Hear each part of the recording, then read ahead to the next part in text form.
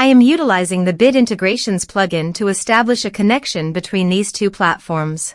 Let's go to Bid Integration Dashboard. Now click Create Integration. Now search and select Trigger, which is Brizy Form. Select a form. Click Next. Search and select FluentCRM for action. Click Connect to FluentCRM for authorization.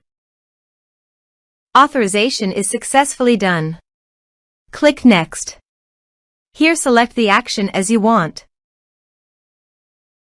Choose the tag and which tags you want to associate with the user.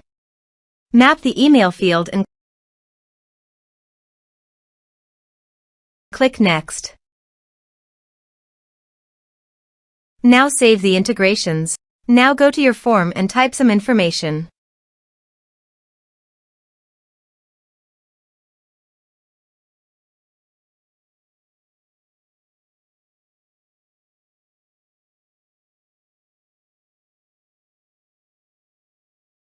And submit the form.